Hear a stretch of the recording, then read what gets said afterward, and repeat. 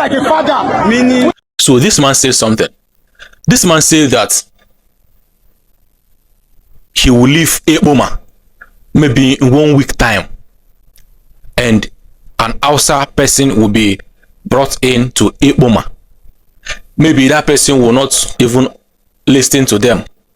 Maybe this man is trying to pass a message. This man has been fighting to make sure that all this kidnapping and terrorism in his side will come to an end. But maybe there are some forces. But this man is trying his best. This man is trying his best. But maybe Ogas at the top are pressurizing him. And even after all this effort, trying to make sure that his people will not be victims of all this kidnapping, some people now came out and maybe they were telling him that he's not doing anything, and he become bitter somehow. And he's now trying to tell them that he's going out maybe next week and somebody will come, and maybe that person will be the person that will not even listen to them. Because if you look at what happened, these people came out to protest, and a soldier from nowhere just opened fire at people that are protesting. You get the point? So, and this is a security alert, and that's why we continue to advocate for state policing in Nigeria, because you can see that sometimes vigilante people, they are more serious in tackling these insecurity issues than other people. It's not as if they're not doing their job, but sometimes we see it as if these almighty terrorists, they went to Niger Delta, I think, Niger Delta, and see how General Asobuja boys brought these people down as if they are just plantain or banana.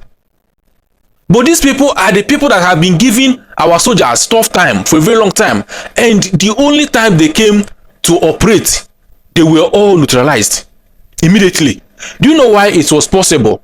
Why it was possible is because these vigilante people are the indigenous people in that community, and they know every face, everybody that is living in that community. They know both the strangers and the indigenous people in that community. So if they see any new face that is not familiar to them, they know, and they have to ask the person, who are you and what are you doing here? When do you come to this community, and what is your motive? What is your intention? And the person will explain to them, and they keep on monitoring the person's activities. First of all, they have to know if that person is a business person, or that person has any handwork that he's doing, or anything business that brought him into that community. And if they find out that that person has no handwork and has nothing doing, then they will now put closer attention towards that person, and that is why they will always be successful. But for example, you bring somebody from Maiduguri to be a DPO in that Ekpoma, for example, then what is that DPO going to know about? What does he know about Ekpoma? That is the real question. What does somebody from Niger State know about Ekpoma? What does somebody from Kwara know about Ekpoma? But somebody that grew up in Ekpoma, he knows everybody. He knows both the child and adult. He knows everybody, and that is why it is important that somebody from another place should not be a DPO or commissioner of police in any place. Somebody that is not indigenous should not be DPO or commissioner of police. Thank you, and God bless you. One love.